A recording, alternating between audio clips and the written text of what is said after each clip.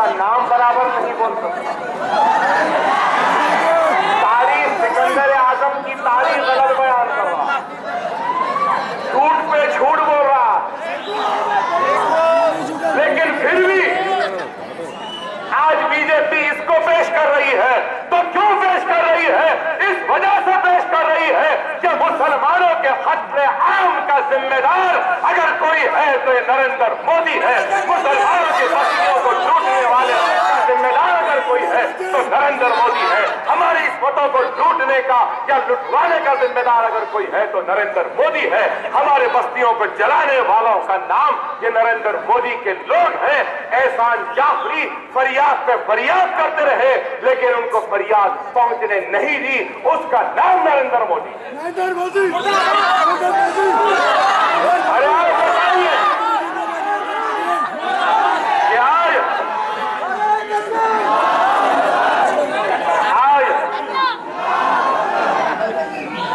अकबर ओवैसी को गिरफ्तार करें। मैं पूछना चाहता हूं परवीन तोगाड़िया को क्यों नहीं करे? क्या करे? नहीं करे। आप बताइए, आज अकबर ओवैसी महाराष्ट्र जाना चाहता है तो पुलिस बोल रही है मत आइए, इजाजत नहीं। कर्नाटक जाना चाहते हैं, मत जाइए, इजाजत नहीं। मुजफ्फरनगर जाना चाहता हूं, नहीं जाने दे। हम नहीं जा सकते, हो जा सकते हैं। क्या ये इंसाफ है? क्या ये इंसाफ का तकाजा है? अरे कितने दिन रोकेंगे? देख लेंगे तुम्हारे रोकने में ताकत है या हम तुम्हारी रुकावटों को तोड़ के जाने वाले में ताकत है।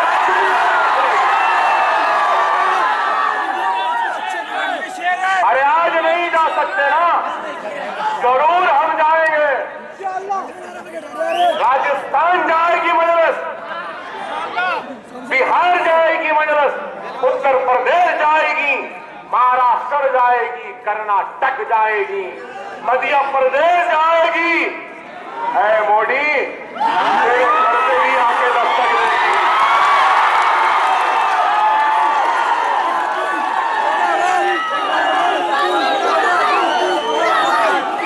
मुजफ्फरनगर में जो हुआ हम नहीं भुला सकते। मुजफ्फरनगर में हमारे बस्तियों को लुटाने वालों को, हमारी इज्जतों को लूटने वालों को तहनीयत पेश की जाती है। क्या ये कानून है? मेरी बात गलत नहीं है मेरे भाई। जो मुसलमान को तबाह करता, लूटता है, काटता है, उनको आगे बढ़ाने वाली जमात का नाम बीजेपी। अगर मेरी बात गलत है तो फिर मुजफ्फरनगर के फिसादात को भड़काने वालों को बीजेपी के स्टेज पे बुलाकर तहनीयत व एजाज़ात से क्यों नवाजा गया था? मेरा सवाल है हिंदुस्तान के सेक्युलर अवाम से, मेरा सवाल है उन लोगों से जिनको अकबर ओवैसी बुरा दिखता है, मेरा सवाल है उनसे जिनको अकबर ओवैसी की तहरीर पसंद नहीं आती, मेरा सवाल है उनसे जो अकबर ओवैसी को नफरत अंगेज कहते हैं। मेरा सवाल है कि क्यों तुम खामोश थे जब मुजफ्फरनगर में बीजेपी वाले झूठी सीरीज के जरिए आग भड़का रहे थे, मुसलमानों की इज्जतों को लूट रहे थे। आप नहीं जानते, आज हिंदुस्तान का मीडिया छुपा रहा है, हकीकत को दबा रहा है। गुजरात में इतनी मुसलमानों की इज्जतें व इस्मतें नहीं लुटी जितनी इस्मतें हमारी मुसलमान मां और बहनों की गुजरात में लुटी। गुजरात से भी ज्यादा मुजफ्फरनगर में लुटी, इतनी इज्जतें लुटी। बेशक औरत की इज्जत को लूटने वालों को कड़ी से कड़ी सजा देनी चाहिए, दिलानी चाहिए। हमारा मजहब तो कहता है कि उन दरिंदों को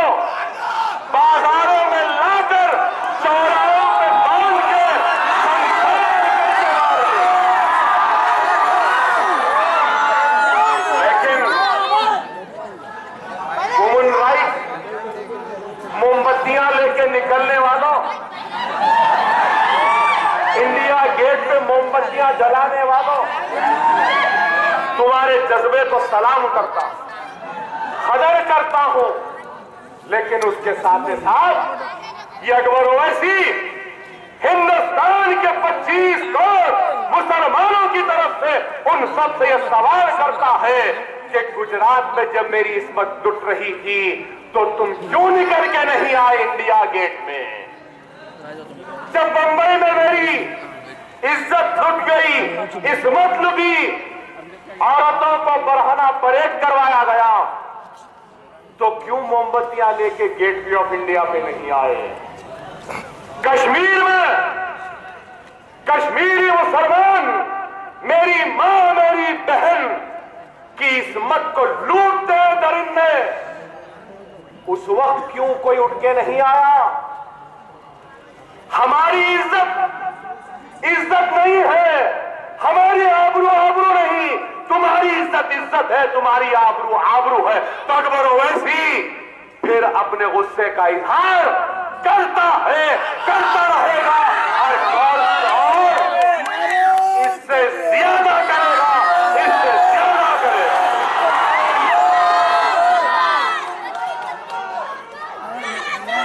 मेरी मां की इज्जत क्या हिंदुस्तान की इज्जत नहीं? क्या मेरी बहन की आबरू क्या हिंदुस्तान की आबरू नहीं? आसाम के कैंप में रहने वाला मुसलमान क्या हिंदुस्तानी नहीं? गुजरात के कैंप में रहने वाली मेरी मां मुसलमान क्या हिंदुस्तानी नहीं? मुजफ्फरनगर में वो मासूम 2 महीने 1 महीने के मरने वाले बच्चे क्या हिंदुस्तान के बच्चे नहीं? ये मोदी क्या जाने, ना बीवी है ना बच्चे हैं।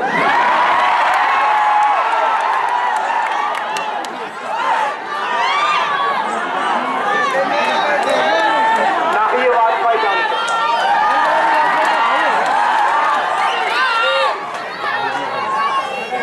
अरे हम मस्जिद के शहादत पे एहतजाज पे आवाज बुलंद करते हैं तो वफादारी का सर्टिफिकेट मांगते हैं। मस्जिद बनाने का नारा देते हैं तो वफादारी का सर्टिफिकेट। हमारे लिए हक के लिए लड़ते हैं तो ताड़ा की जेल मिलती है। फिर आवाज बुलंद करते हैं, जले हुए बस्तियां मिलती हैं, झूठे मुकदमात मिलते हैं, और उसके बाद अकबर ओवैसी आवाज उठाए तो जेल में डालते। लंदन से आया था ना, एयरपोर्ट पे कई मेरे जियाले मुसलमान आए थे, सलाम उनको। अकबर ओवैसी के चेहरे पे कोई शिकम थी, कोई डर था, कोई खौफ था? कभी नहीं। गोलियां चलाए तो खौफ नहीं आया, अब ये दाल पत्रों की जेलों से डर जाए। मैं क्या खाने वाला हूं बोलूंगा नहीं, आप जानते हैं क्या खाता हूं, क्या खाता हूं। आप क्या खाते हैं वही खाता हूं।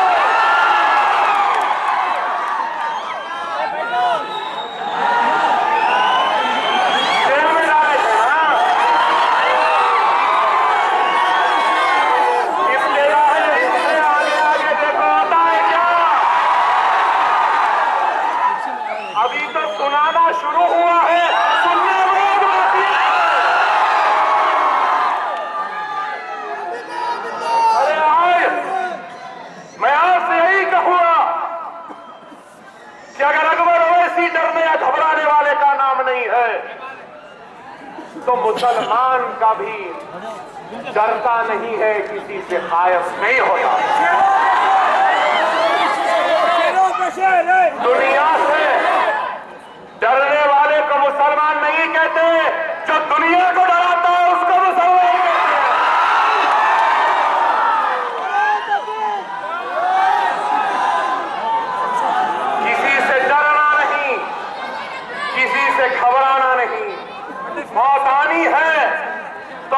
आएगी जरूर, कोई नहीं रोक सकता, नहीं आनी है।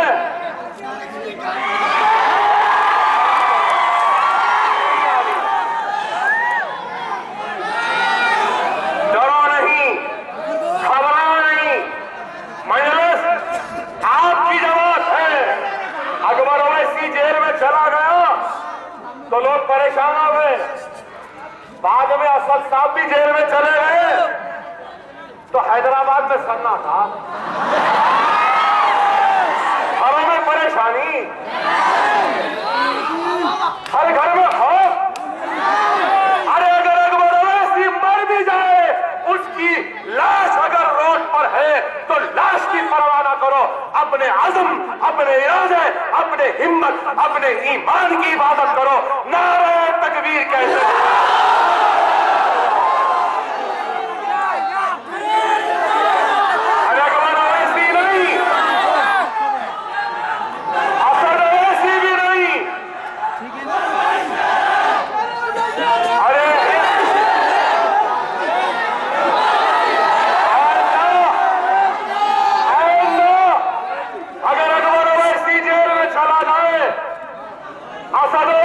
चले जाए तो तुम्हें वास्ता है अल्लाह का, तुम्हें वास्ता है रसूल अल्लाह का, तुम्हें वास्ता है शोहदाए करबला का, तुम्हें वास्ता है औलिया अल्लाह का।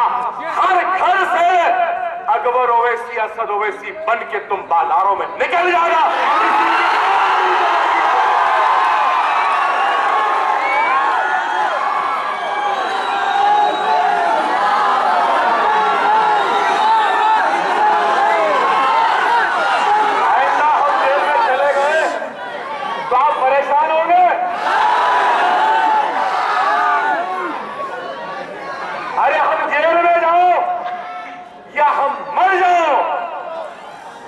इस्लामिया के वक़ार को कभी मजरू होने नहीं देना, मुसलमानों के अज़म को कभी झुकने नहीं देना, मुसलमानों के इरादों को कमजोर होने नहीं देना, जमात के परचम को कभी नीचा होने नहीं देना। ला इलाहा इल्लल्लाह मुहम्मद रसूलुल्लाह कहते हुए अल्लाह की बारगाह में सजदा रेज़ हो जाए।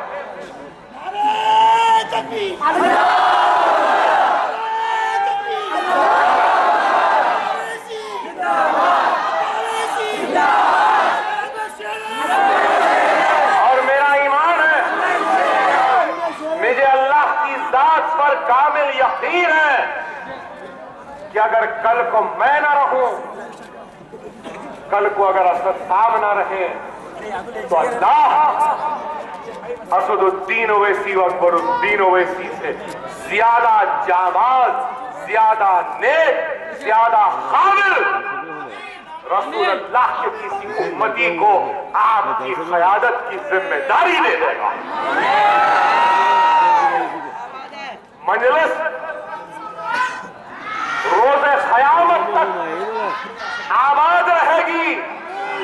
दारुस्सलाम कभी भी रोन नहीं होगा, हम रहे या न रहे, दारुस्सलाम रोज़े क़यामत तक आबाद रहेगा, जगमगाता रहेगा। आज ये बात इसलिए कह रहा हूं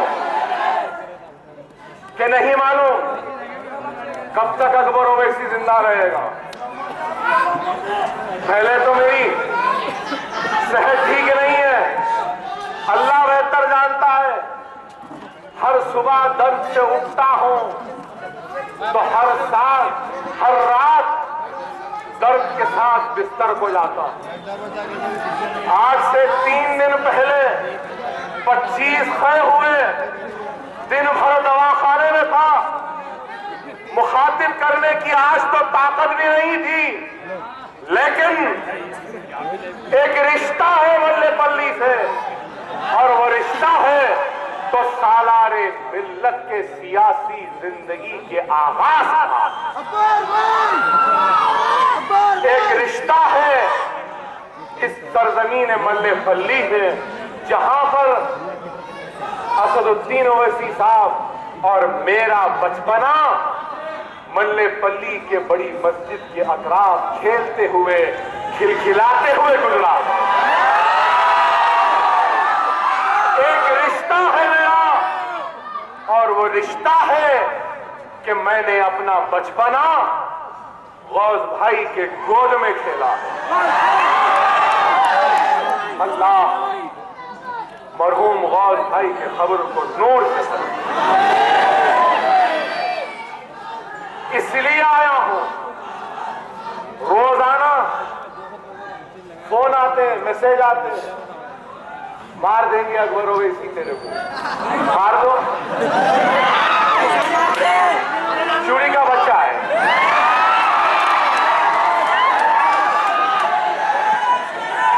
कौन कहां मारना चाहता है बोल रहे, अकबर ओवैसी वहां कर लड़ने तैयार है।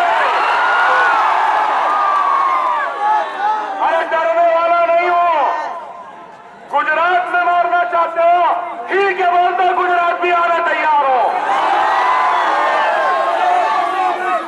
महाराष्ट्र में तो ठीक है, आने तैयार हो। अरे डरने वालों का नाम मजलिस नहीं है,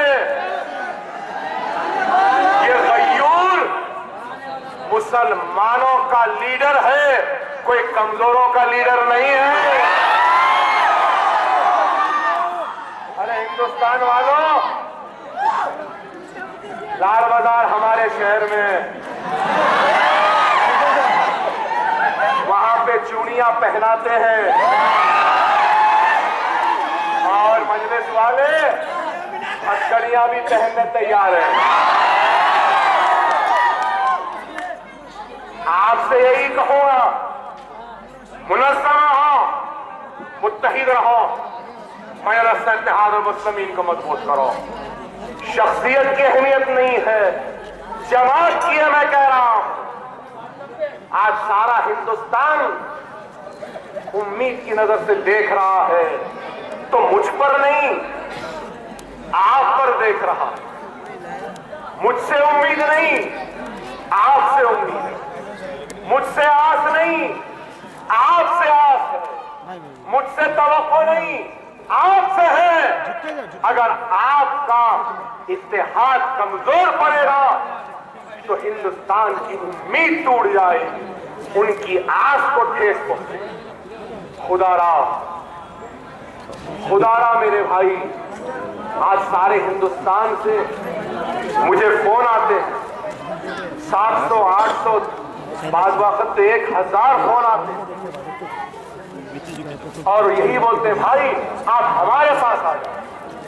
आगरे से बोल रहे हैं आप आगरे से लड़ लो, मीरठ वाले कह रहे हैं अकबर भाई मीरठ से लड़ लो, मुंबई वाले कह रहे हैं मुंबई आ जाओ भाई, 3.5-4 लाख का मजमा आएगा। बिहार वाले कह रहे हैं आ जाओ अकबर भाई, भागलपुर से लड़ लो। लेकिन अकबर ओवैसी कह रहा है कि नहीं, ना मुझे पहले इख्तिदार की लालच थी, शौक था, ना आगे है। इख्तिदार से मुझे कभी दिलचस्पी रही नहीं। अकबर ओवैसी वोटों के जरिए जीत कर लीडर बनने वाले का नाम नहीं है, अकबर ओवैसी मुसलमानों के दिलों को जीतने वाले लीडर का नाम है।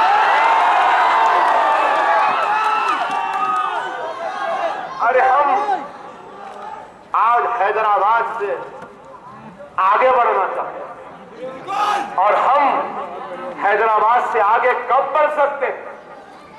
जब आप कहेंगे कि जाओ अकबर ओवैसी, जाओ असद ओवैसी, तुम जाओ अहमदाबाद को, तुम जाओ मुजफ्फरनगर को, तुम जाओ बिहार को, हम हैदराबाद की हिफाजत करेंगे, तो जब ही हम आगे जा।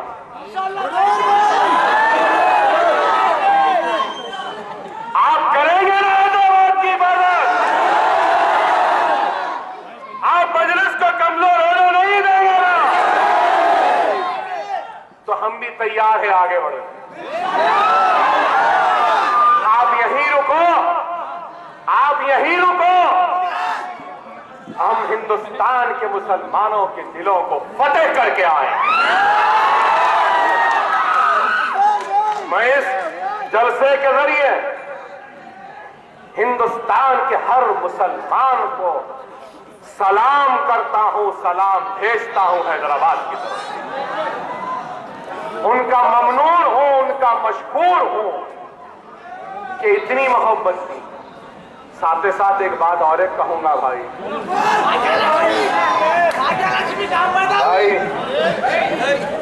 अब मैं तकरीर कर रहा हूं तो भी फोन बज रहा है। देखिए 54 मिस कॉल। भाई जरूरी है तो हाथ जोड़ के कह रहा हूं, जरूरी है तो फोन करो। मुझे फोन आता, भाई खैरियत? जी अल्हम्दुलिल्लाह भाई। फिर पूछते क्या हो रहा भाई? तब क्या जवाब? फिर पूछते भाई खाना हो गया? हो गया। और क्या कर रहे भाई? तो मेरे भाई आपसे दरखास्त है कि जब जरूरत है, जरूरी है, तो बेशक फोन करिए, मगर इतना फोन बजने से छिड़छिड़ाहट आ जाता है। जरूरी है तो करिए। खैर बहरहाल आप तमाम से यही कहना है कि मुनज़्ज़म रहिए, मुत्तहिद रहिए। वक्त का तकाज़ा है कि आज एक तरफ सेक्युलरिज्म है तो दूसरी तरफ हिंदुत्व ताकतें हैं। तो हमको कोशिश करना है कि हिंदुस्तान के सेक्युलरिज्म को बचाना है, मजबूत करना है और हिंदुत्व ताकतों को शिकस्त देनी है। वक्त का अहम तकाज़ा है कि हम मुनज़्ज़म रहें, मुत्तहिद रहें। जमात के 7 अराकीन असम्बली नहीं होना है, अब के उससे बढ़ के होना है इंशाअल्लाह। अल्लाह की जात पे भरोसा है कि आप जरूर मजलिस को कामयाब करेंगे, मजलिस को ताकतवर करेंगे। और हर वक्त की तरह मेरा एक हदिया होता है जो मैं सबसे मांगता हूं। मेरी एक ताकत होती है जो मैं आप सबसे मांगता हूं। मेरी एक हिम्मत होती है पहले से ज्यादा आवाज में, गरजदार आवाज में, कि आज फिर से हिल जाए सारा समा, परेशान हो जाए सारे लोग। ऐसी आवाज निकलना उस आगे तक जहां तस्वीर है नकीब मिल्लत की, वहां से भी आनी है, यहां से भी आनी है, यहां से भी आनी है, और घरों में बैठ के सुनने वालों के घरों से भी आनी है। नारे तकबीर, तकबीर,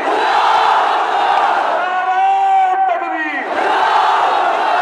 इंशाअल्लाह ताला और जलसे होंगे और मुलाकातें होंगी और सुनाना सुनना है। वाखिर दान अल्हम्दुलिल्लाह रब्बिल आलमीन।